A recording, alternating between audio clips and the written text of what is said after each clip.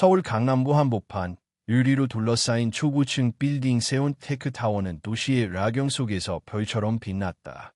출근길마다 검정색 코트를 입은 직장인들이 바쁘게 로비를 지나가고 번쩍이는 엘리베이터는 수십 개 층을 끊임없이 오르내렸다. 누구나 알았다. 이 건물에 들어오는 것 자체가 곧 성공의 다른 이름이라는 것을. 한여진은 매일 새벽 5시에 일어나 허름한 고시원에서 지하철 2번을 갈아타고 이 건물로 왔다. 남들은 출근 준비를 할 시간, 그녀는 이미 로비 바닥에 물을 뿌리고 있었다.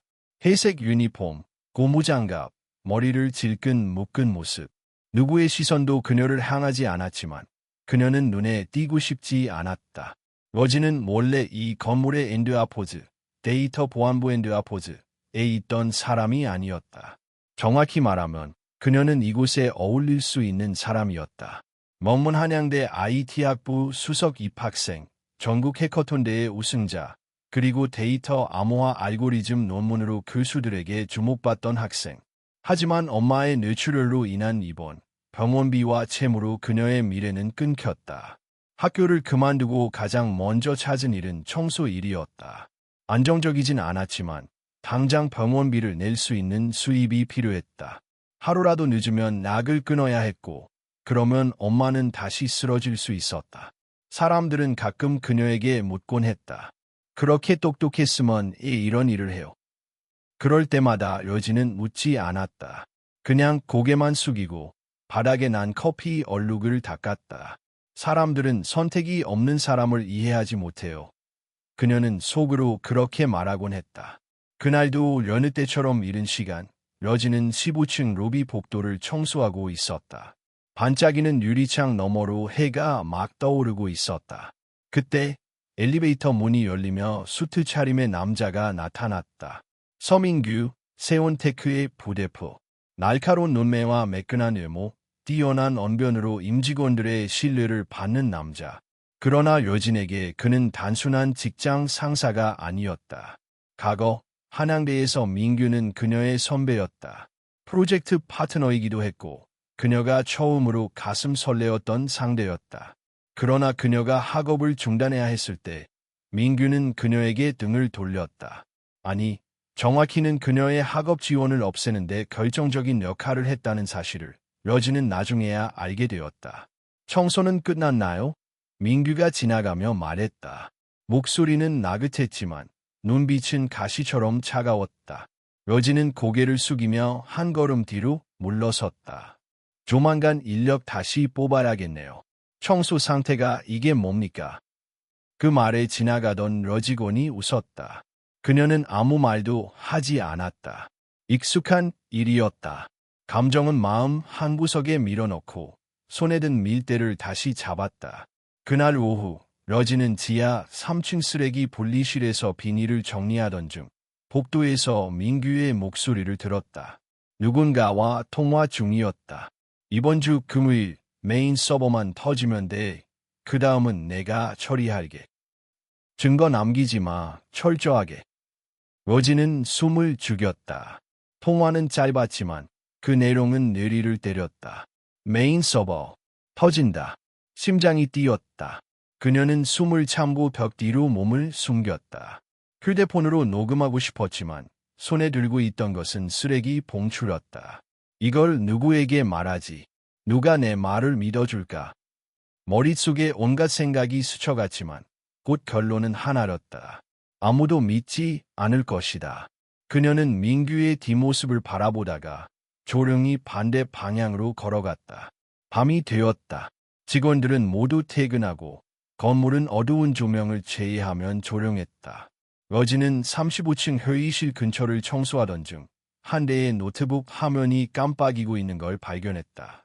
후견 경구 청 unauthorized access detected. 여진은 심호흡했다. 눈을 감았다 떴다. 손끝이 떨렸다. 그녀는 한 걸음 다가갔다. 화면을 보는 순간 그녀는 직감했다. 이건 우연이 아니다. 그녀는 마우스를 만지려는 순간 갑자기 뒤에서 소리가 들렸다. 거기서 뭐 하는 겁니까? 경비원이었다. 저 노트북이 켜져 있어서 혹시 꺼야 하나 싶어서. 누가 당신 같은 청소부에게 회의실을 만지라고 했어요.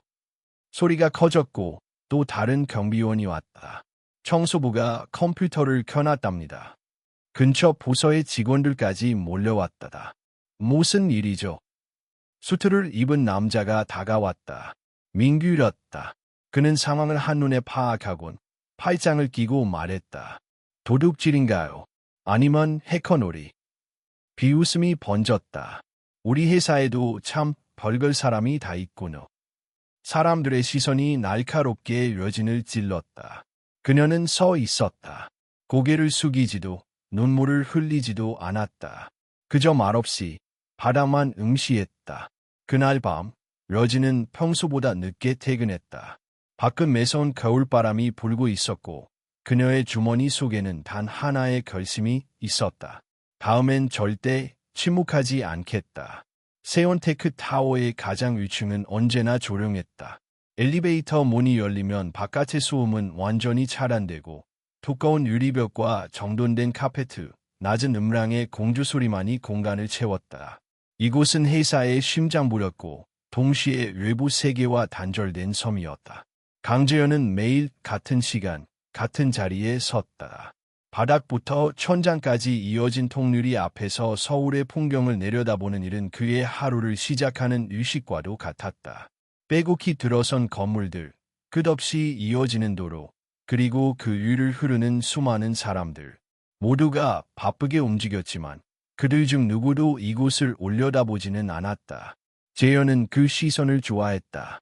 내려다보는 위치에 있다는 사실이 주는 안정감. 그는 어릴 때부터 늘 위를 향해 올라가야 했다. 실패는 허용되지 않았고 감정은 사치였다. 세온테크의 최연수 CEO라는 타이틀은 그 대가로 얻은 것이었지만 동시에 그를 더욱 고립시켰다. 그의 책상 위에는 전날 밤부터 정리되지 않은 보고서들이 쌓여 있었다. 서버 접근 기록, 보안 경고 로그, 그리고 몇 줄의 이상 징후. 아직은 누구도 심각하게 받아들이지 않는 문제들이었지만 재현은 직감적으로 알 수 있었다. 무언가가 조금씩 어긋나고 있다는 것을. 대표님. 문을 두드리고 들어온 사람은 서민규였다. 늘 그렇듯 단정한 수트 차림, 부드러운 미소. 그는 재현보다 몇 살 위였고 재무와 전략 부문에서 오랜 시간 회사를 지탱해온 인물이었다. 이사회와 임원들 사이에서 신망이 두터웠고 말 한마디에 분위기를 바꾸는 능력이 있었다. 보고서 보셨습니까? 민규가 자연스럽게 물었다. 재현은 고개를 끄덕였다. 몇 가지 이상 징후가 있더군요. 단순 오류라고 보기엔 반복이 잦습니다. 민규는 잠시 생각하는 듯하더니 고개를 끄덕이며 말했다. 요즘 외부 공격이 많습니다. 경쟁사들도 호시탐탐 노리고 있고 기술팀에 다시 한번 점검하라고 하겠습니다. 말은 매끄러웠다. 너무나도 합리적이어서 의심할 틈이 없을 정도였다. 재현은 그를 바라보다가 시선을 다시 창밖으로 돌렸다. 서울의 하늘은 흐렸고 겨울 특유의 탁한 색을 띠고 있었다. 과도하게 긴장할 필요는 없을 겁니다. 민규가 덧붙였다. 세온의 시스템은 지금까지 한 번도 뚫린 적이 없으니까요. 재현은 아무 대답도 하지 않았다. 대신 손에 쥔 펜을 천천히 돌렸다. 그는 사람을 쉽게 믿지 않는 편이었다. 특히 완벽하게 들리는 말일수록 그 이면을 한 번 더 생각하는 습관이 있었다. 같은 시간, 건물 아래쪽 어딘가에서 한여지는 밀대를 정리하고 있었다. 전날 밤의 소동 이후 그녀는 최대한 눈에 띄지 않으려 애썼다. 하지만 소문은 빠르게 퍼졌다. 청소부가 회의실 컴퓨터를 만졌다더라. 보안 문제 아니야? 같은 말들이 그녀의 귀에 닿았다. 그녀는 모른 척했다. 사람들의 시선이 그녀를 스치고 지나갈 때마다 마음 한구석이 서늘해졌지만 표정은 변하지 않았다. 살아남는 방법을 그녀는 이미 배워버린 뒤였다. 점심 무렵 여진은 휴게실 구석에서 컵라면을 먹고 있었다. 그때 누군가 조심스럽게 다가왔다. 이수아였다. 같은 층에서 근무하는 사무직 직원으로 대학 시절 여진과 같은 과를 다녔던 친구였다. 여진아, 수아의 목소리는 낮고 조심스러웠다. 여진은 고개를 들었다. 수아는 주변을 한번 살피고는 러진 옆에 앉았다. 어제 일, 괜찮아. 괜찮다는 말이 얼마나 공허한지 러진은 알고 있었다. 그녀는 잠시 침묵하다가 말했다. 괜찮아. 원래 이런 거잖아. 수아는 무언가 말하려다 멈췄다. 눈길을 피하며 컵을 만지작거렸다. 그냥 조심해. 요즘 회사 분위기가 좀 그래. 그 말에는 여러 의미가 담겨 있었다. 러진은 더 묻지 않았다. 수아 역시 더 말하지 않았다. 침묵은 이 건물에서 가장 안전한 언어였다. 오후가 되자 기술팀에서는 짧은 내부 공지가 내려왔다. 시스템 점검 예정. 별일 아닌 듯 보였지만 러진의 심장은 이상하게 빨리 뛰었다. 전날 보았던 붉은 경고창이 머릿속에서 떠나지 않았다. 그녀는 청소 카트를 밀며 서버실 근처를 지나갔다. 문은 굳게 닫혀 있었고 출입 통제 등이 깜빡이고 있었다. 그 순간 어제 들었던 민규의 목소리가 다시 귓가에 울렸다. 메인 서버만 터지면 돼. 러진은 손을 멈췄다. 그리고 천천히 숨을 들이마셨다.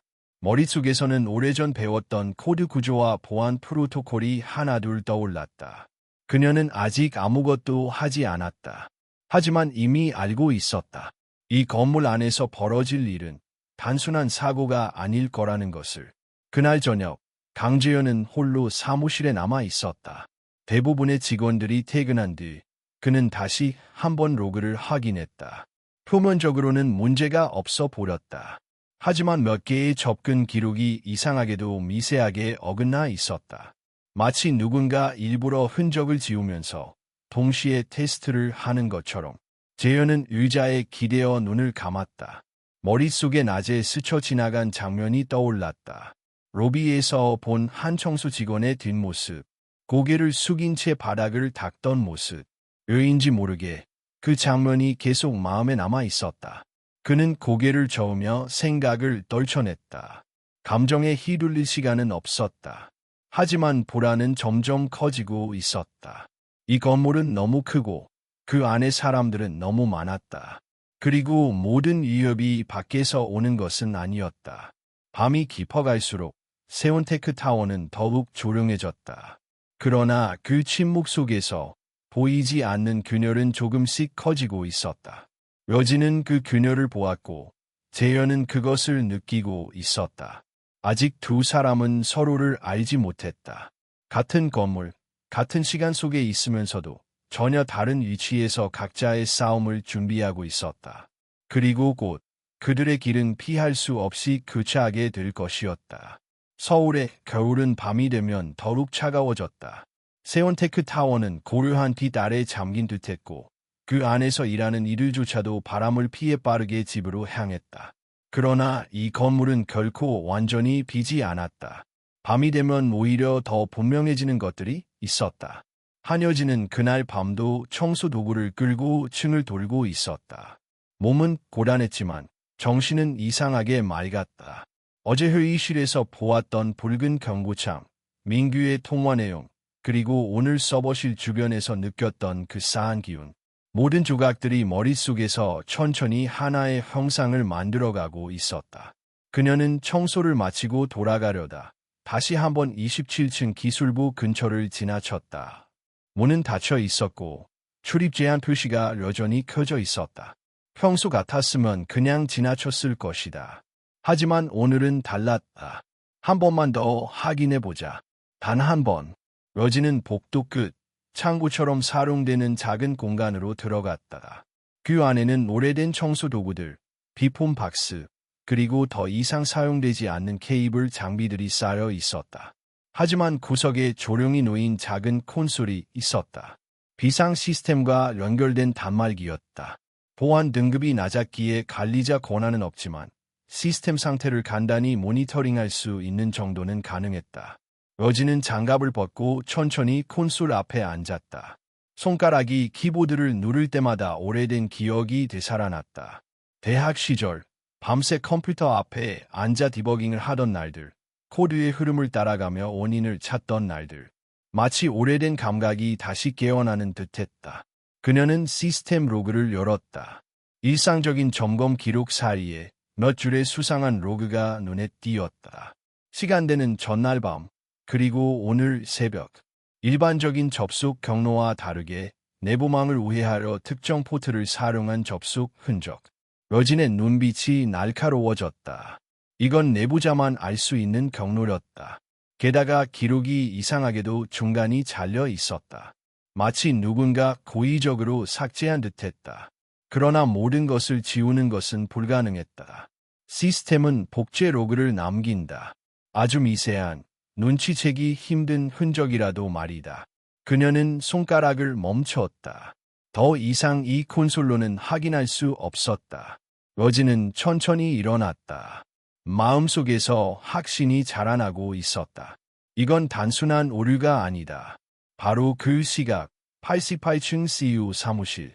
강재현은 여전히 자리를 지키고 있었다. 보고서를 읽는 눈빛은 냉정했고 손에 들린 펜은 아무 소리 없이 흔들리고 있었다. 그의 앞에는 기술보안팀에서 전달한 임시 보고서가 있었다. 보고서에는 이렇게 적혀 있었다. 일시적인 네트워크 오류, 데이터 손실 없음, 공격 가능성 낮음, 대응 완료. 하지만 재현은 믿지 않았다. 그는 바로 직전 본인의 계정으로 로그인한 흔적이 있다는 사실을 확인했다. 문제는 그 시간, 그가 실제로는 로그인하지 않았다는 것이다. 누군가 그의 권한을 사용했다. 그것은 단순한 장난이 아니었다. 명백한 침투 행위였다. 그는 전화기를 들었다. 하지만 기술팀장을 부르기 전 문득 머릿속에 떠오른 얼굴이 있었다. 청소부, 어제 회의실에서 보았던 그 여자. 당황하듯 하면서도 흔들리지 않던 눈빛. 뭔가를 말하려다 말지 못했던 그 침묵. 한여진. 그는 그녀의 이름을 알고 있었다. 모든 출입 기록은 그가 요청하면 바로 확인할 수 있었다. 그리고 지금 그가 필요한 건 진실을 보는 눈이었다. 그날 밤늦게 여진은 퇴근길에 시장 골목을 지나 집으로 향했다. 손에 들린 비닐봉지 안에는 만두 한 팩과 식은 김치찌개가 담긴 도시락이 있었다. 고시원 문을 열고 들어가자 좁은 방 안에는 누워있는 엄마의 숨소리가 들렸다. 엄마, 나왔어. 엄마는 눈을 감은 채로 고개만 끄덕였다. 숨소리가 얕았고 손은 차가웠다. 여진은 천천히 이불을 덮어주고 가져온 도시락을 책상 위에 올려두었다. 그녀는 식사를 하지 않았다. 대신 낡은 노트북을 꺼내 조용히 부팅했다. 화면이 켜지자마자 그녀는 워드 파일 하나를 열었다. 제목은 로그 정리. 그 안에는 그녀가 지난 며칠간 기억한 경고창, 시간대, 위치, 로그 번호 등이 정리되어 있었다. 그녀는 자신이 더 이상 외면할 수 없다는 걸 알고 있었다. 누군가는 이걸 막아야 했다. 그리고 아무도 하지 않는다면 자신이 해야 했다. 다음날 새벽, 강재현은 이른 시간에 출근했다. 직원들은 아직 도착하지 않았고 건물은 적막했다. 그는 보안 시스템에 접속해 특정 인물의 출입 기록을 확인했다. 그녀는 매일같이 조용히 같은 시간에 출근하고 같은 경로로 이동하고 있었다. 그리고 이상한 점이 있었다. 그 전날 보안 취약 지점으로 알려진 창고 근처에 머문 시간이 길었다. 아무도 그 공간을 신경 쓰지 않았지만 만약 그곳에서 뭔가를 본 것이라면 재현은 깊은 숨을 들이켰다. 무엇인가 결정을 내려야 했다. 같은 시각, 여진은 여느 때처럼 회사로 향하고 있었다. 그러나 오늘은 달랐다. 그녀의 마음엔 하나의 문장이 반복되고 있었다. 이번엔 입을 다물지 않겠다. 그 결심은 조용하지만 단단했고 그녀의 걸음은 이전보다 더 똑바로 뻗어 있었다. 이 싸움은 이제 막 시작된 것이었다. 한여진은 복도 끝까지 바닥을 밀며 천천히 걸었다. 회사는 막 업무를 시작한 시간이었고 곳곳에서 직원들이 커피를 들고 회의실로 향하거나 노트북을 아는 채 바삐 움직였다. 그녀는 조용히 그들의 그림자 속을 지나갔다. 그러나 오늘은 예전과 달랐다. 머릿속이 선명했고 눈은 더 이상 바라만 보지 않았다. 전날 밤 러진은 오랜 시간 고민했다. 자신이 본 것들을 누구에게 말해야 할지, 어떻게 말해야 할지. 그러나 이 건물에서 사실은 언제나 지위에 밀렸다. 낮은 사람의 말은 의심받고 높은 사람의 말은 믿음을 강요했다. 그녀는 알고 있었다. 그 누구도 그녀의 이야기를 먼저 믿어주지 않을 것이란 걸. 하지만 침묵은 더 이상 선택지가 아니었다. 그녀는 우선 자신의 메모를 정리했다. 콘솔에서 확인한 로그 번호, 오해된 포트 경로, 지워진 접속 기록의 시간대, 그리고 추정 가능한 내부 접속 계정. 그 모든 정보를 하나의 문서로 요약해 USB에 담았다. 증거라고 하기엔 부족할 수도 있지만 적어도 흔적은 남겼다. 점심 무렵 청소 작업을 마친 여진은 잠시 1층 로비에 앉아 물을 마셨다. 직원들이 삼삼오오 모여 식사하러 나가는 풍경은 평화로워 보였지만 그녀는 그 속에 속하지 않았다. 그 순간 누군가 그녀 앞에 섰다. 한어진 씨 맞죠? 낯선 목소리. 고개를 들자 정장 차림의 젊은 남자가 있었다. 단정한 외모와 검은 뿔테 안경, 그리고 가슴에 달린 배지. CEO 비서실. 그녀는 자리에서 일어나 몸을 반쯤 숙였다. 네, 맞습니다. 대표님께서 뵙자고 하십니다. 지금 시간이 괜찮으신가요? 순간 러진의 심장이 빠르게 뛰었다. 예상하지 못한 전개였다. 그녀는 천천히 고개를 끄덕였다. 네, 괜찮습니다. 비서는 그녀를 안내했다. 엘리베이터는 멈추지 않고 88층으로 직행했다. 안에서 둘은 아무 말도 하지 않았다. 긴장된 정적만이 흐르고 있었다. 엘리베이터 문이 열리자 그녀는 마치 다른 세계에 들어선 기분이었다. 고르하고 넓은 사무실, 정리정돈이 완벽한 책상, 그리고 그 앞에 서 있는 강재현.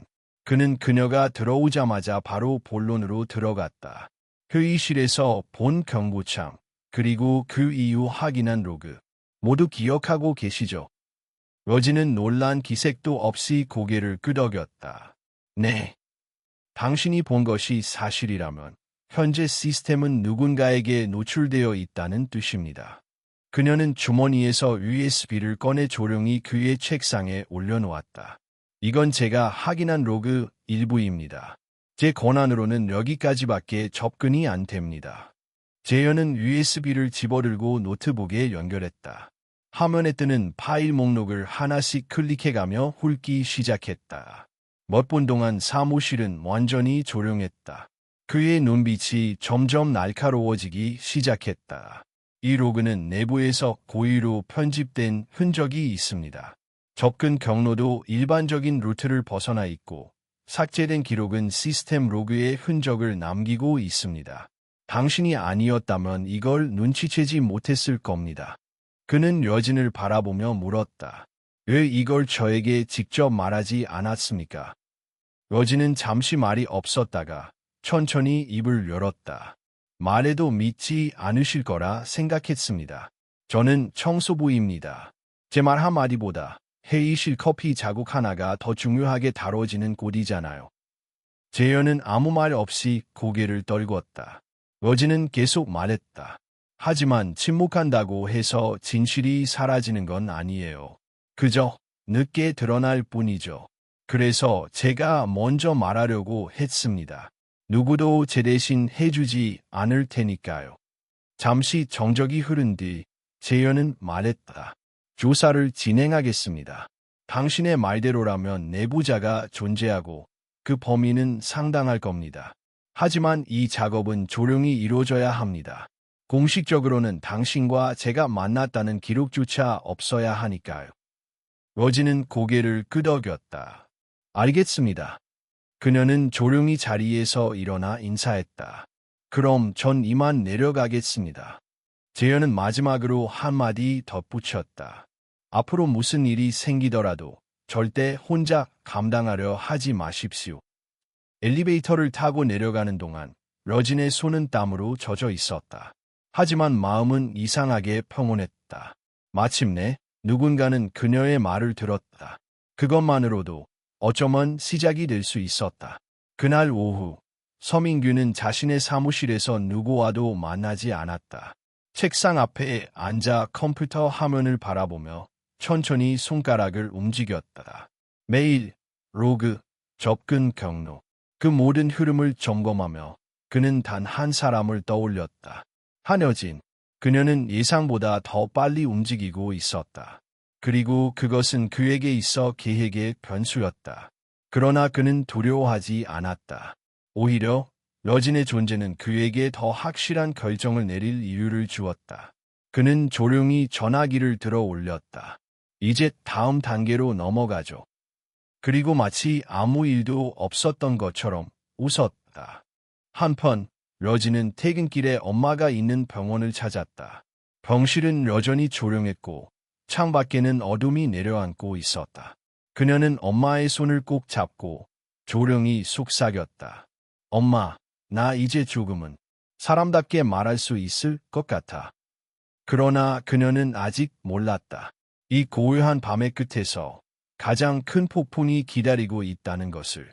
다음 날 아침, 세온테크의 시스템은 예고 없이 무너질 준비를 하고 있었다. 서울의 아침은 여느 때와 다르지 않았다.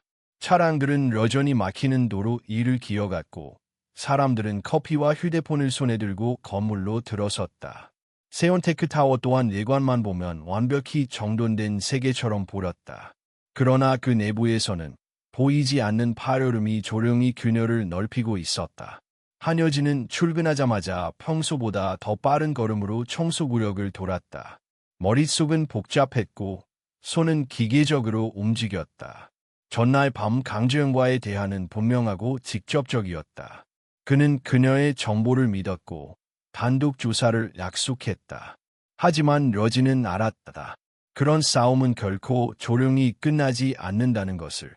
청소를 하던 도중 복도를 지나던 이수아가 잠시 멈춰 섰다. 그녀는 주변을 살피며 조용히 다가왔다. 여진아, 어제 대표님이 너 불렀다면서. 여진은 잠시 망설이다가 솔직히 고개를 끄덕였다. 수아는 눈을 가늘게 떴다. 무슨 일인데? 사람들이 좀 이상하게 얘기하던데. 나중에 말해줄게. 지금은 말할 수 없어. 여진은 조심스럽게 대답했다. 수아는 더 묻지 않았다. 대신 가볍게 고개를 끄덕이며 자리를 떴다. 그러나 그녀의 얼굴에는 걱정이 분명히 남아 있었다. 여진은 그런 시선을 이제 감당할 준비가 되어 있었다. 사람들의 의심, 소문, 예면, 그것들은 그녀가 이미 충분히 익숙해진 것들이었다. 오전 10시, 전사 시스템이 이상 반응을 보이기 시작했다. 일부 부서의 이메일이 송수신 지연되었고 회계 서버가 잠시 다운됐다가 재부팅되었다. 보안팀은 처음엔 단순한 일시적 오류로 보고했지만 곧 이상 징후가 겹치기 시작했다. 강재현은 이 모든 상황을 88층에서 실시간으로 확인하고 있었다. 전날 밤 여진이 넘긴 로그와 비교했을 때 오늘의 반응은 명백히 테스트가 아니라 실행이었다. 그는 전화기를 들었다. IT 보안 총괄 불러. 지금 바로. 잠시 후 보안팀장이 들어왔다. 얼굴에는 긴장감이 맴돌았다. 서버가 이상 반응을 보이고 있습니다. 특정 일부 IP가 반복적으로 접근 시도를 했고 지금은 내부 일부 계정으로 우회 접근이 확인됐습니다. 재현은 단도직입적으로 물었다. 내부자 소행인가? 팀장은 망설이다가 조심스레 고개를 끄덕였다. 그 가능성이 높습니다. 특히 관리자 권한 중 하나가 복제된 흔적이 있습니다. 아직 사용자는 확인되지 않았습니다만. 재현은 짧게 숨을 내쉬었다. 바로 이 순간이 그가 예감했던 것. 문제는 그 내부자가 누구인지, 얼마나 깊게 손을 뻗었는지였다. 그는 다시 여진이 남긴 USB 파일을 떠올렸다. 그녀가 기록했던 포트 번호, 시간대, 그리고 계정 이름 SMK_user02. 그 순간 그는 눈을 가늘게 떴다. SMK, 서민규. 단순한 우연이라고 하기엔 너무 노골적이었다. 그는 곧장 비서실에 지시를 내렸다. 서민규 부대표를 회의실로 부르세요. 비공식 회의입니다. 한편 여진은 27층 구력을 정리하던 중 갑작스럽게 호출을 받았다. 기술 보안팀의 부름이었다. 의류는 설명되지 않았다. 그녀는 낯선 긴장감을 느끼며 지정된 방으로 향했다. 도착한 곳은 10층 회의실. 그곳에는 보안팀 직원 2명이 앉아 있었고 가운데 빈 의자가 하나 있었다. 앉으세요, 한여진 씨. 여진은 조용히 자리에 앉았다. 직원 중 한 명이 노트북을 열며 말했다. 최근 특정 구력에서 비인가 접속 시도가 있었습니다. 해당 시간대 근처에 있었던 사람이 한여진 씨입니다. 어떤 설명을 해주실 수 있습니까? 여진은 순간 숨이 막히는 기분이 들었다. 예상은 했지만 이렇게 빠르게 움직일 줄은 몰랐다. 그녀는 단호하게 말했다. 저는 세탁실 인근 보조 콘솔에서 시스템 로그만 확인했습니다. 아무런 조작이나 접근 시도는 하지 않았습니다. 왜 로그를 확인했습니까? 청소 직원이 그런 작업을 할 이유가 없지 않습니까? 여진은 그들의 눈을 정면으로 바라보았다. 시스템에 이상이 있었습니다. 그리고 저는 과거 IT 전공자였습니다. 제 직무의 행동이라는 건 압니다.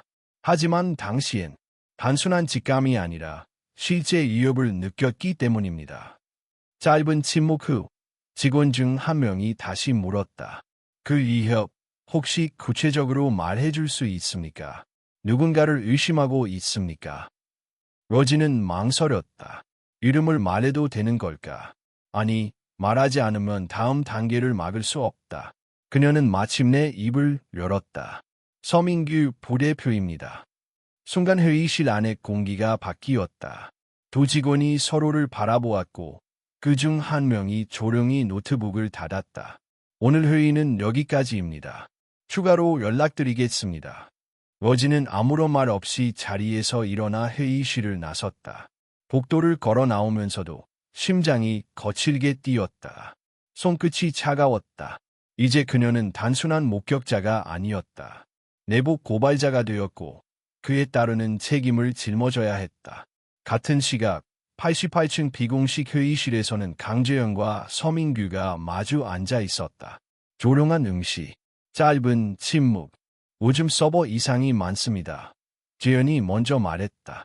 일시적인 겁니다. 외부 공격이 많다 보니. 외부 공격이 아닌 것 같습니다.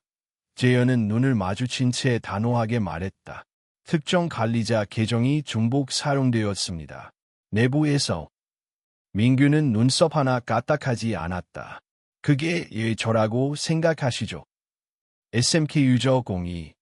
재현은 서류를 내밀며 덧붙였다. 이 계정은 당신의 초기 테스트 계정 이름과 동일합니다. 당신이 알던 정보가 아니면 접근 불가능한 구역에서도 이 계정으로 기록이 남아 있습니다. 민규는 서류를 바라보며 천천히 입꼬리를 올렸다. 대표님, 이런 종류의 의심은 증거가 있어야 하는 법입니다. 단순한 이름 하나로 사람을 몰아가면 곤란하죠. 그래서 조용히 확인하려는 겁니다. 재현은 책상 너머로 그를 바라보며 덧붙였다. 하지만 만약 이 짐작이 맞다면 지금 이 회사는 누군가의 장난감이 된 셈입니다. 민규는 자리를 털고 일어났다. 그 짐작이 틀렸기를 바라야 할 겁니다. 그가 사라진 뒤 재현은 잠시 창밖을 바라봤다. 서울의 풍경은 여전히 바쁘고 평온했다. 그러나 그는 알았다. 무너지고 있는 건 단지 서버 시스템이 아니었다. 신뢰였다. 내부에서부터 썩어가는 그 무엇. 그리고 그걸 막을 시간은 이제 많지 않았다. 세온테크 타워의 공기는 그날따라 무거웠다. 시스템 장애가 공식적으로는 점검 중 오류로 공지되었지만 내부 직원들 사이에서는 이미 다른 이야기가 돌고 있었다. 누군가가 의도적으로 건드렸다는 소문, 그리고 그 배우가 내부일지도 모른다는 추측. 사람들은 조심스럽게 속삭였고 눈치를 보며 말을 아꼈다. 한여진은 그 소문들의 중심에서 조용히 하루를 보내고 있었다. 그녀는 여전히 회색 유니폼을 입고 있었고 여전히 바닥을 닦고 쓰레기를 비웠다. 그러나 그녀를 바라보는 시선은 이전과 달랐다. 동정도 무시는 아니었다. 경계였다. 마치 그녀가 언제든 문제를 일으킬 수 있는 사람인 것처럼. 점심시간이 지나갈 무렵 러지는 갑작스럽게 인사팀으로 호출을 받았다. 의류는 간단했다. 확인할 사항이 있다는 말뿐이었다. 그녀는 이미 예감하고 있었다. 어제 보안팀에서 했던 진술이 이제 다른 부서로도 퍼졌다는 것을. 인사팀 회의실에는 세 사람이 앉아 있었다.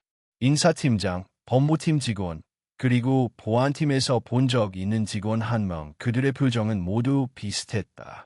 감정은 배제된 채 절차만 남아있는 얼굴들이었다. 한여진 씨, 인사팀장이 입을 열었다. 최근 회사 시스템과 관련된 조사에 협조해 주신 점은 알고 있습니다. 다만 그 과정에서 회사 규정을 위반한 사실도 확인되었습니다. 러지는 고개를 들었다. 어떤 규정 말입니까? 직무 범위를 벗어난 시스템 접근 시도입니다. 비록 직접적인 조작은 없었다 하더라도 승인되지 않은 장비에 접근한 것은 사실입니다. 법무팀 직원이 말을 이었다. 이 사안은 단순한 경고로 끝낼 수도 있지만 현재 회사가 민감한 상황에 놓여 있는 만큼 조치가 필요합니다. 러지는 잠시 침묵했다. 그녀는 이미 이런 말을 예상하고 있었다. 그래서 준비해온 문장을 차분히 꺼냈다. 제가 한 행동이 규정 위반이라는 점은 인정합니다. 하지만 그 규정이 저를 보호해주지는 않았습니다. 시스템에 이상이 있었고 실제로 문제가 발생했습니다. 만약 제가 아무것도 하지 않았다면 지금의 상황은 더 심각했을 겁니다. 회의실 안은 잠시 조용해졌다. 인사팀장은 서류를 넘기며 말했다. 그 판단은 회사가 합니다. 개인의 판단으로 규정을 어길 수는 없습니다. 러지는 고개를 끄덕였다. 그렇다면 회사의 판단은 언제나 옳았습니까? 그 질문은 공격적이지 않았지만 날카로웠다. 누구도 바로 답하지 못했다. 결국 인사팀장은 말을 돌렸다. 오늘은 여기까지입니다. 추후 결정사항은 다시 통보하겠습니다. 회의실을 나서는 순간 러지는 자신이 이미 예토리가 되었다는 걸 느꼈다. 그녀는 더 이상 조용한 청소부가 아니었다. 문제를 드러낸 사람, 불편한 존재였다. 같은 시각, 강재현은 이사회 간담회에 참석하고 있었다. 정식 회의는 아니었지만 시스템 장애 이후로 이사들의 관심이 집중된 자리였다. 먼뭇 이사는 노골적으로 불만을 드러냈고 다른 이들은 상황을 축소하려 했다. 외부 공격이라면 대응하면 됩니다. 내부 문제로 확대 해석할 필요는 없죠. 한 이사가 말했다. 재현은 단호하게 고개를 저었다. 이미 내부 접근 기록이 확인됐습니다. 이 문제를 덮으면 다음에는 더 큰 사고가 날 겁니다. 그 내부자가 정말 존재한다는 확실한 증거가 있습니까? 또 다른 이사가 물었다. 재현은 잠시 말을 멈췄다. 그는 아직 모든 카드를 꺼낼 수 없었다. 특히 서민규의 이름을 공식 석상에서 언급하는 것은 증거가 완벽하지 않은 상태에서 위험했다. 조사 중입니다. 그는 짧게 답했다. 회의가 끝난 뒤 재현은 비서실을 통해 인사팀의 움직임을 보고받았다. 한여진에 대한 징계 검토, 규정 위반, 직무 일탈, 그 단어들이 보고서에 나열되어 있었다. 재현은 한동안 보고서를 바라보다가 조용히 말했다. 보류하세요. 비서가 놀란 듯 물었다. 대표님. 그녀는 내부 조사에 협조 중인 참고인입니다. 지금 징계하면 조사 자체가 무의미해집니다. 그의 목소리는 낮았지만 단호했다. 비서는 고개를 끄덕이고 물러났다. 그날 저녁, 러지는 병원으로 향했다. 엄마의 상태는 그다지 좋지 않았다. 의사는 악의 용량을 늘려야 할지도 모른다고 말했다. 그 말은 곧 비용이 더 든다는 뜻이었다. 병실에서 돌아오는 길, 러지는 병원 복도에서 한참을 서 있었다. 벽에 기대어 숨을 고르며 자신에게 물었다. 내가 너무 나섰던 걸까? 그냥 조용히 살았으면 이런 일은 없었을까? 하지만 곧 고개를 저었다. 침묵은 중립이 아니었다. 침묵은 언제나 강한 쪽에 편이 된다. 그녀는 그 사실을 너무 잘 알고 있었다. 며칠 뒤 또 한 번의 시스템 이상이 발생했다. 이번에는 일부 데이터가 실제로 손상되었다.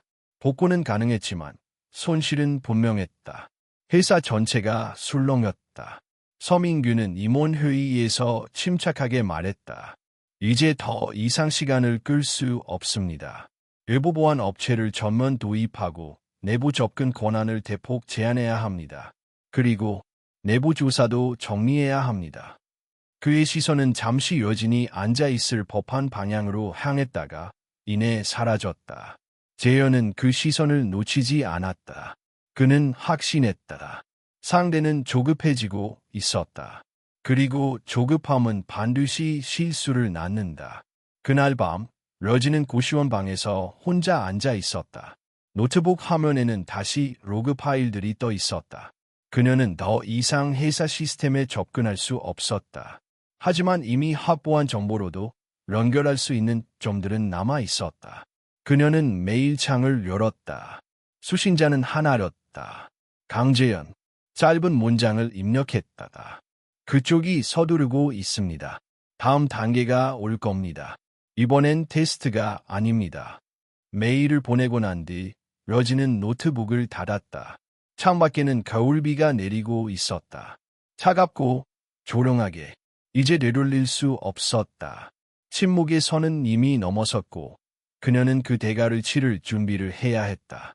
그리고 그 대가는 곧 그녀의 삶 전체를 흔들어 놓게 될 것이었다. 비가 그친 새벽, 서울은 더없이 고요했다. 세온테크 타워의 외벽은 물기를 머금은 채 어둠을 반사하고 있었고 그 안에 몇몇 층에는 불이 켜져 있었다. 시스템 복구를 위해 밤새 교대 근무가 이어졌고 복도 곳곳엔 피곤한 발자국이 스며들고 있었다. 한여진은 오늘도 어김없이 첫 열차를 타고 출근했다. 그녀의 눈은 충혈되어 있었지만 걸음은 단단했다. 며칠간 이어진 내면의 갈등과 외부의 압박 속에서 그녀는 더 이상 흔들리지 않기로 했다. 강재현에게 보낸 마지막 메일, 그것은 단순한 경고가 아니었다. 선언이었다. 엘리베이터를 타고 27층으로 올라서자 낯선 공기가 그녀를 맞이했다. 문 앞에서 기다리고 있던 보안팀 직원 도멍, 그리고 그들 뒤로 보이는 그녀의 청소 카트, 문서함, 장갑, 옷걸이. 모든 것이 정리되어 있었다. 한여진 씨, 잠시 저희와 함께 가주시겠습니까? 질문이 아니었다. 통보였다. 러지는 표정 하나 바꾸지 않고 고개를 끄덕였다.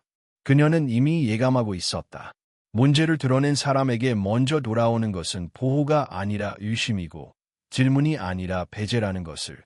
10층의 작은 회의실, 커튼이 쳐진 창문, 단조로운 테이블, 그리고 마주 앉은 인사팀과 법무팀 직원. 같은 자리, 다른 분위기. 이번에는 기록 장비도 있었다. 오늘부로 귀하는 직무에서 잠정 배제됩니다. 인사팀장이 말했다. 그 말은 곧 해고 직전의 조치였다. 근거가 뭡니까? 러지는 담담히 물었다. 보안 규정 위반, 기밀 정보 열람, 무단 접근, 그리고 내부 조사 진행 중 외부와의 접촉 정황. 외부와의 접촉이라니요. 법무팀 직원이 서류를 넘겼다. 귀하가 보낸 메일 중 일부가 외부 네트워크를 통해 전달되었습니다. 발신자와 수신자의 기밀 정보가 암호화되지 않은 채 외부망을 거쳤다는 점에서 정보 유출로 간주될 수 있습니다. 그 순간 러진의 숨이 잠시 막혔다. 그녀는 본명 사내 메일 시스템을 사용했고 메일은 강재현에게만 보냈다. 외부망이라니? 이건 조작이었다. 제가 보낸 메일은 내부 시스템으로만 이루어졌습니다. 외부망으로 나간 적 없습니다. 기록에는 다르게 나와 있습니다. 그녀는 차마 웃지 못하고 한참을 조용히 바라보다가 말했다. 이 기록 누가 만들었습니까? 아무도 대답하지 않았다. 회의는 일방적이었다. 그녀는 변호인을 부를 권리가 있었지만 현실적으로 그런 힘은 없었다. 엄마의 병원비도 벅찬 상황에서 법적 대응은 사치에 가까웠다. 결국 그녀는 조사 결과가 나올 때까지 무급대기 상태로 통보받았다. 회의실을 나서는 순간 복도에서 누군가 그녀를 가로막았다. 이수알았다. 무슨 일이야? 보안팀이 널? 러지는 고개를 저었다. 말해봤자 너한테도 손해야. 그냥 모른 척해. 아니, 이건 너무. 괜찮아. 러지는 수아의 팔을 가볍게 잡았다. 내가 감당할게. 넌 걱정하지 마. 수아는 더 말하지 못했다. 러진의 눈빛은 분명했고 그 안에는 두려움보다도 결의가 있었다. 한편 88층의 대표이사실.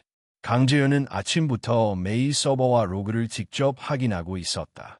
러진의 메일이 외부망으로 나갔다는 주장. 그것은 분명 말이 되지 않았다. 그는 직접 IT 부서의 로그 백업 파일을 불러와 재검토했고 곧 미세한 오류 하나를 발견했다. 발신자의 IP 주소가 이주되어 있었다. 정상 경로와 거의 유사하지만 1비트만 어긋난 IP. 누군가가 의도적으로 조작한 흔적이었다. 더욱이 그 시점의 로그에는 관리자 계정이 겹쳐 쓰인 기록이 있었다. 그 순간 재현의 눈빛이 싸늘하게 식었다. 그는 손에 든 펜을 내려놓고 내부 보안감사관에게 전화를 걸었다. 로그 조작 가능성, 의심 계정 접근 시각, 모든 로그 백업과 서버 복제본을 비공식적으로 확보하세요. 지금부터는 내가 직접 조사합니다. 전화기를 놓은 뒤 그는 창밖을 바라보았다. 서울의 겨울 햇살이 유리창을 투과해 들어왔지만 그의 방 안은 여전히 차가웠다. 누군가는 이제 선을 넘었다. 그것도 아주 대담하게. 서민규는 이 모든 상황을 이미 예측하고 있었다. 그는 비공식 회의에서 몇몇 임원들과 조용히 대화를 나누고 있었다. 대표는 혼자 판단하기 시작했습니다. 감정적으로 움직이고 있죠. 회사 전체를 리스크에 빠뜨릴 수도 있습니다. 한 임원이 물었다. 그리고 당신은 시스템을 안정화시킬 수 있습니다. 외부 보안 업체와의 계약도 제가 직접 진행 중이고요. 필요한 건 하나, 강력한 리더십입니다. 지금처럼 감정으로 회사를 끌고 가선 안 됩니다. 그의 말은 간결했고 단호했다. 일부 이사는 고개를 끄덕였고 다른 일부는 침묵했다. 그러나 민규는 알고 있었다. 지금 이 혼란은 곧 기회가 된다는 것을. 누군가의 실수가 곧 권력의 방향을 바꾼다는 것을. 그날 밤 러지는 더 이상 회사에 머물 수 없었다. 출입증은 정지되었고 고시원 방세도 밀리기 시작했다. 병원비는 여전히 쌓여갔고 그녀의 손에는 아무것도 남지 않았다. 그러나 그녀는 포기하지 않았다. 그녀의 가방 안에는 여전히 USB가 있었고 수기로 정리한 수백 개의 로그 기록이 있었다. 그녀는 작은 인터넷 카페에 들어가 컴퓨터를 켰다. 모든 데이터를 클라우드에 업로드하고 파일을 암호화했다. 두 개의 백업 링크를 만들어 하나는 자신이 보관하고 다른 하나는 익명 계정으로 전송했다. 그녀는 조용히 속삭였다. 이제부터는 내가 묻는다. 누가 이 시스템을 지키려 했고 누가 망가뜨렸는지. 이 싸움은 끝난 것이 아니었다. 오히려 진짜 시작은 지금부터였다. 악자는 언제나 먼저 희생당하지만 때로는 그들이 역사를 바꾼다. 러지는 그 싸움을 멈추지 않기로 했다. 그리고 누군가는 조만간 그 대가를 치르게 될 것이었다. 서울의 밤은 그날따라 유난히 바람이 거셌다. 간판이 흔들리고 버스 정류장의 광고지가 찢기듯 소리내어 벌럭였다. 거리를 걷는 사람들은 목도리를 더 깊이 여미며 고개를 숙였지만 한여진은 머리를 들고 걷고 있었다. 고시원을 나와 처음 찾은 곳은 의외로 조용한 장소였다. 그녀가 대학 시절 자주 갔던 작은 공원, 도서관 뒤편에 있는 오래된 벤치였다. 그녀는 벤치에 앉아 하늘을 올려다봤다. 서울의 하늘은 여전히 탁했고 별은 보이지 않았다. 하지만 그녀는 알고 있었다. 보이지 않는다고 해서 존재하지 않는 것은 아니란 걸. 핸드폰을 꺼내자 익명 계정으로부터 수신 확인 메시지가 떠 있었다. 자료 확인 완료. 조만간 연락하겠다. 누군지는 알 수 없었지만 그녀의 백업 링크를 받아본 사람이 있었다. 신뢰는 여전히 조심스러웠지만 이제 선택의 여지가 없었다. 그녀는 더 이상 숨을 곳이 없었고 시간을 끌 여유도 없었다. 반면 세운 테크타워에서는 또 다른 밤이 흐르고 있었다. 강재현은 88층 사무실에 홀로 앉아 로그 백업 데이터를 비교 분석하고 있었다. 복잡한 경로, 중첩된 계정, 삭제된 기록들 사이에서 그는 서서히 한 개의 흐름을 발견했다. 접속 경로가 교차되는 지점, 시간이 겹치는 로그, 그리고 가장 중요하게는 지워진 흔적의 패턴. 그것은 단순한 오류가 아니었다. 매우 정교한 의도. 마치 모든 흔적이 누군가의 방식을 따라 재단된 듯한 일정한 리듬. 재현은 조용히 노트북 화면을 닫고 중얼거렸다. 누군가 시스템 전체를 리허설하듯 반복해왔다. 그의 시선은 천천히 벽에 걸린 조직도에 머물렀다. 이사, 부서장, 팀장, 실무진. 수십 명의 이름 중 단 한 사람의 이름이 점점 또렷해지고 있었다. 서민규. 그의 움직임은 너무 조심스러웠고 동시에 너무 일관적이었다. 회의에서의 발언, IT팀과의 미묘한 거리두기, 외부 보안업체와의 비공식 접촉. 무엇보다 러진을 겨냥한 징계 요청의 속도. 재현은 알았다. 지금 당장 그를 공개적으로 추궁할 수는 없었다. 하지만 조만간 증거가 완성되면 회피할 수 없는 순간이 올 것이다. 다음 날 아침, 세온테크 타워는 이상할 만큼 조용했다. 시스템은 정상 작동했고 회의 일정은 평소대로 진행되었다. 하지만 복도와 휴게실 곳곳에서는 작은 속삭임들이 돌기 시작했다. 청소부 그 사람, 결국 잘렸대.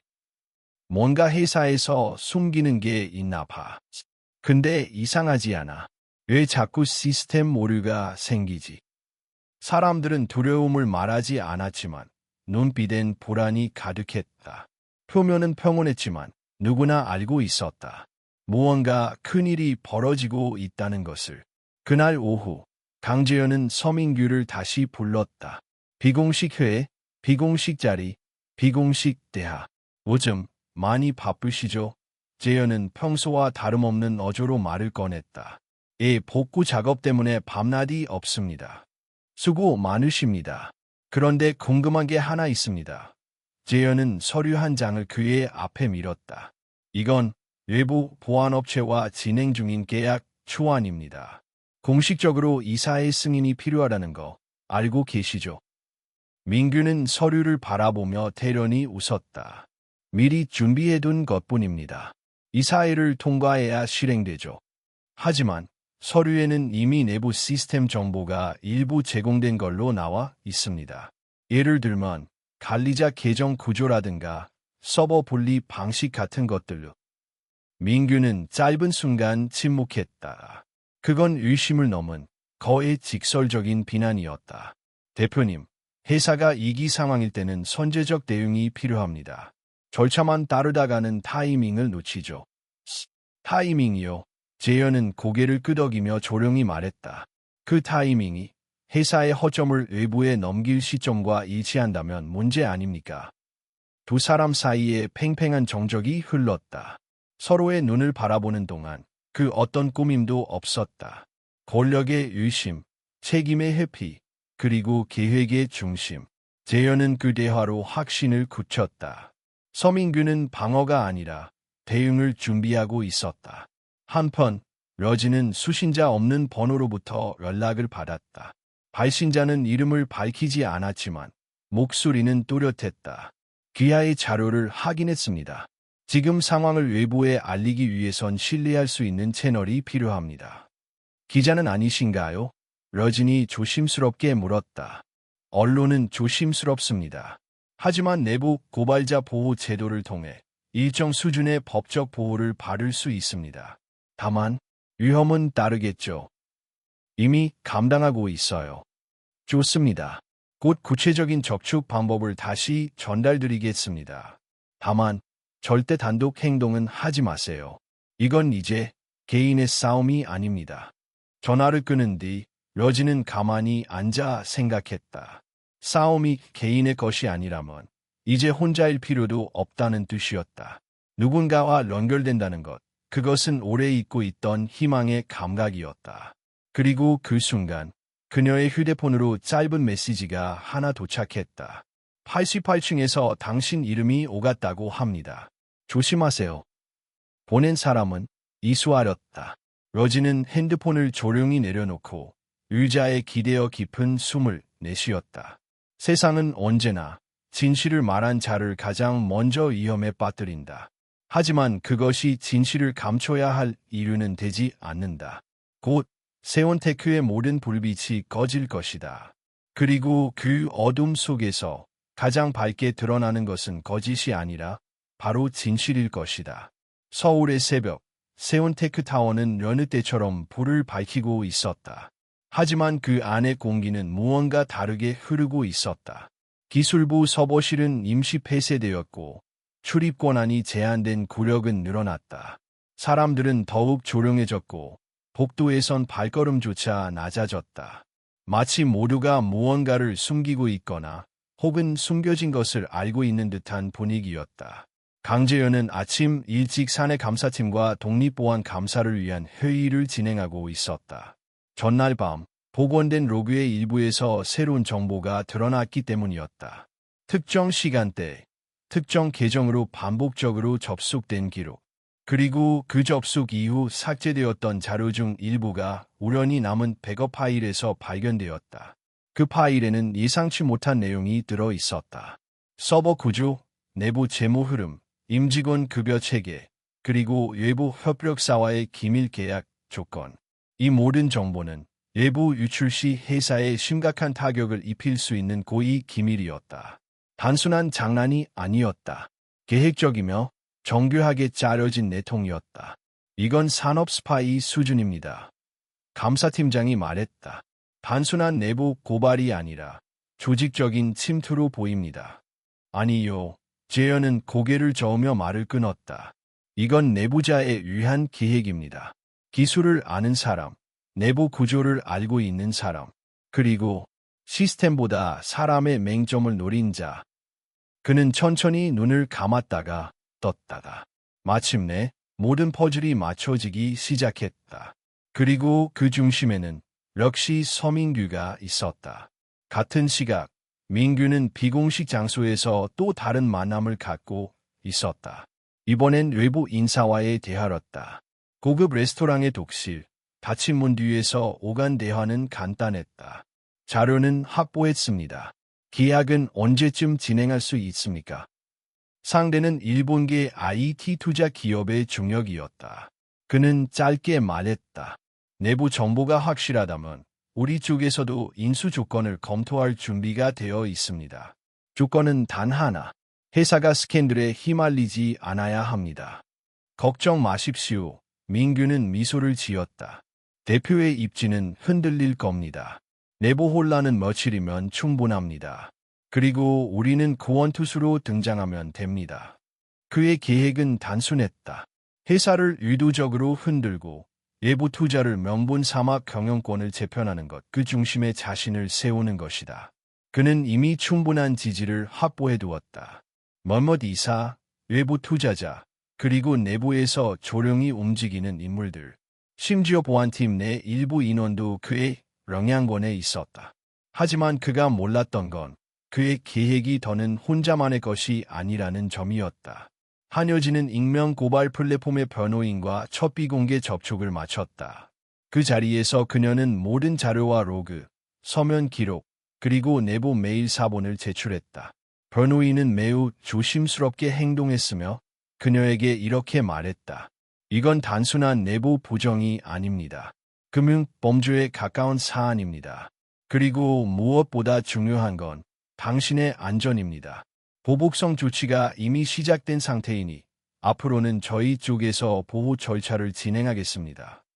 러지는 그 말에 고개를 끄덕이면서도 마음 한편이 무거웠다. 자신이 점점 현실 세계에서 멀어지는 기분. 이제 더는 세온테크 직원이 아니었고 동료들과도 단절되었다. 그녀는 고시원을 떠나 보호 숙소로 이동했다. 휴대폰도 폐기하고 임시 번호로만 연락을 주고받았다. 그러던 어느 날 밤, 그녀는 뜻밖의 메시지를 받았다. 보낸 이는 이수아였다. 조심해. 너 해킹 시도 있었다고 들었어. 회사 메신저 로그도 삭제됐대. 너에 대한 내부 정보도 일부 없어졌어. 워지는 핸드폰을 내려놓으며 중얼거렸다. 그들은 날 지우려고 하고 있어. 하지만 그녀는 이미 지워질 준비가 되어 있지 않았다. 오히려 더 드러날 준비를 하고 있었다. 강재현은 그날 오후 이사회를 소집했다. 겉으로는 이기 대응 방안 보고였지만 그의 진짜 목적은 달랐다. 그는 공식적으로 시스템 보안, 침해 및 내부자 조작 가능성을 이사회에 최초로 보고했다. 이 사안은 단순한 보안 실수가 아닙니다. 회사의 핵심 데이터가 조직적으로 수집되어 외부로 유출될 가능성이 있으며 이에 따라 이사회 차원의 독립감사단 구성이 필요합니다. 이사들 사이에 긴장감이 돌았다. 그리고 그 순간 서민규가 입을 열었다. 대표님, 그 말씀은 내부 인력을 지목하신다는 뜻입니까? 정확히는 내부의 누군가가 시스템을 이용해 이사의 승인 없이 외부와 접촉했음을 말하는 겁니다. 증거는 있습니까? 재현은 고개를 끄덕였다. 곧 제출할 예정입니다.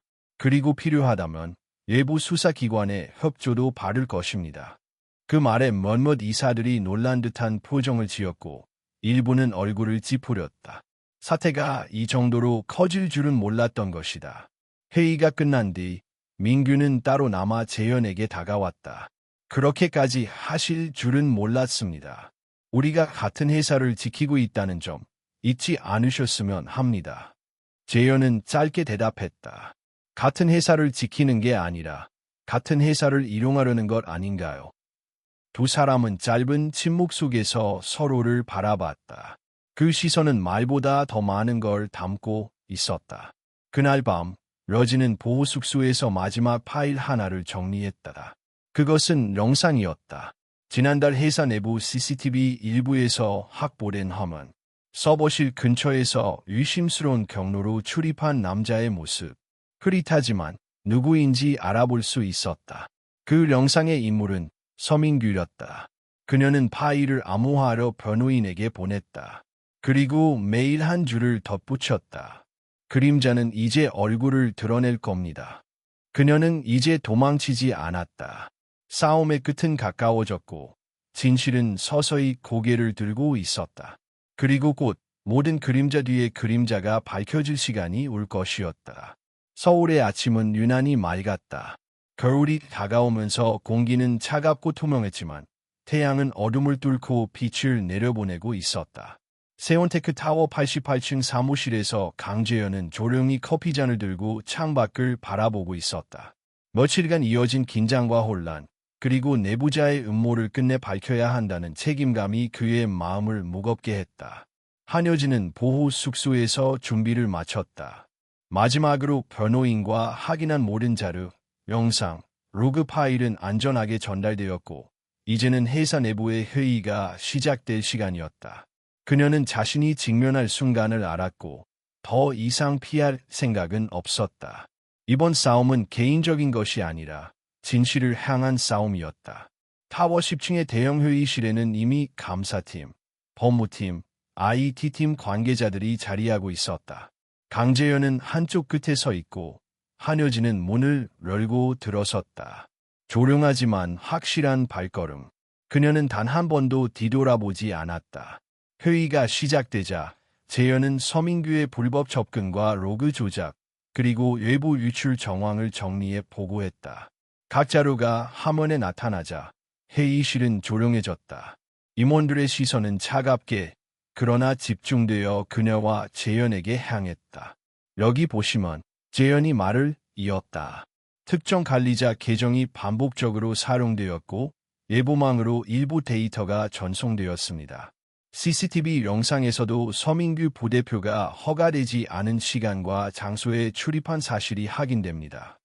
워지는 준비한 USB를 여러 영상과 로그를 재현에게 연결했다. 화면에는 흐릿하지만 명확하게 서민규가 서버실 내부를 이동하는 장면이 잡혀 있었다. 직원들이 일일이 접근하는 모습을 모방하며 흔적을 숨긴 그의 행동이 그대로 드러났다. 회의실 안은 숨죽인 상태였다. 일부 임원들은 서로를 바라보며 놀라워했고 몇몇은 입을 다물었다. 결국 한 임원이 조심스럽게 물었다. 이 증거가 충분히 확실합니까? 내부 인사의 이름을 공식적으로 지목할 정도로? 재현은 단호하게 고개를 끄덕였다. 이 모든 자료는 변호인과 감사팀이 검증했습니다. 추가로 외부 전문가에게도 전달되어 확인이 완료되었습니다. 증거가 명백합니다. 민규는 잠시 침묵했다. 이전의 자신감은 온데간데였고 얼굴에는 미묘한 긴장과 분노가 스쳐갔다. 그는 무슨 말을 해야 할지 몰랐다. 재현은 그를 바라보며 조용히 말했다. 서민규 씨, 회사의 규정을 위반하고 내부 자료를 조작한 사실이 확인되었습니다. 이에 따라 회사 규정과 법적 절차에 따라 조치를 취할 예정입니다. 민규는 잠시 숨을 고른 뒤 낮은 목소리로 답했다. 이렇게까지 나올 줄은 몰랐습니다. 하지만 그는 잠시 멈추었다. 제 의도는 회사의 이익을 위한 것이었습니다. 회의실의 공기가 일순간 정적에 휩싸였다. 재현은 말없이 그를 바라봤다. 여진의 눈도 마주쳤다. 이제는 감정이 아니라 진실과 마주한 눈빛이었다. 의도와 결과는 별개입니다. 재현이 차갑게 말했다. 회사는 개인의 계획과 권력 싸움으로 흔들릴 수 없습니다. 책임은 반드시 져야 합니다. 회의는 곧바로 결론으로 이어졌다. 서민규는 모든 직위에서 해임되었고 관련 법적 절차와 회사 내부 감사를 받기로 결정됐다. 임원들은 재현과 여진에게 조용히 감사의 인사를 전했다. 여진은 아무 말도 하지 않았다. 그녀에게 필요한 것은 인정이 아니라 진실이 드러나는 것이었다. 회의가 끝나고 재현은 한쪽 구석에서 여진에게 다가왔다. 오늘 잘했습니다. 당신이 아니었다면 내부자의 의도를 이토록 정확히 확인할 수 없었을 겁니다. 여진은 고개를 숙였다. 대표님도 수고 많으셨습니다. 하지만 아직 끝난 건 아니죠. 재현은 잠시 그녀를 바라보다가 미소를 지었다. 맞아요. 하지만 이제 시작보다는 끝에 가까워졌습니다. 그날 저녁, 세온테크 타워의 불빛은 평소보다 밝게 빛났다. 내부자 사건이 공식적으로 정리되고 시스템은 안정화되었다. 그러나 외부에는 아무도 알 수 없는 긴장감이 남아 있었다. 여진은 보호 숙소에서 조용히 휴대폰을 꺼냈다. 변호인으로부터 메시지가 도착했다. 모든 자료 안전하게 제출 완료. 이제 진실이 드러났습니다. 당신은 안전합니다. 그녀는 잠시 화면을 바라보다가 손을 이마에 대고 깊은 숨을 내쉬었다. 오랜 시간 침묵과 불안 속에서 싸워왔던 자신을 떠올렸다. 모든 증거, 모든 로그, 모든 CCTV 영상. 그녀가 하나하나 모아온 것이 마침내 세온테크를 흔든 음모를 밝히는 힘이 된 것이다. 다음 날, 재현은 88층 사무실에서 창밖을 바라보고 있었다. 서울의 거리 위로 아침 햇살이 비쳤고 사람들은 여전히 각자의 일상을 살아가고 있었다. 그는 여진이 보여준 결의와 진실의 힘을 떠올렸다. 이제 그는 알았다. 회사에서 가장 강한 힘은 권력이나 지위가 아니라 올바른 판단과 용기 있는 행동이라는 것을. 한여진은 고시원을 떠나 새로운 시작을 준비했다. 법적 보호와 안전장치가 마련되었고 세온테크 내부에서도 그녀를 향한 신뢰와 존중이 생기기 시작했다.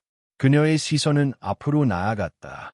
이제는 더 이상 숨어 있지 않았다. 진실을 마주하고 그것을 지키는 힘을 가진 사람이 되었다. 서울의 겨울 하늘 아래 세온테크 타워는 여전히 높이 솟아 있었지만 그 안에서 움직이는 사람들의 마음은 조금 더 따뜻해지고 있었다. 한여진과 강재현, 그리고 남은 직원들. 그들은 이제 단순한 직장 동료가 아니라 진실과 책임 앞에서 마주한 사람들이었다. 그리고 그날 이후 세온테크 타워 안팎의 사람들은 하나를 기억하게 되었다. 침묵이 항상 안전을 보장하지 않는다는 것, 그리고 용기 있는 행동이 결국 세상을 바꾼다는 사실을. 한여진은 창밖을 바라보며 속삭였다. 진실은 언제나 빛을 찾는다. 그녀의 눈에는 결의와 희망이 가득 차 있었다. 모든 그림자는 드러났고 이제 그녀는 더 이상 숨어 있지 않았다. 싸움은 끝났고 새로운 날이 시작되었다. 세온테크 타워 안, 그리고 그녀의 삶 안에서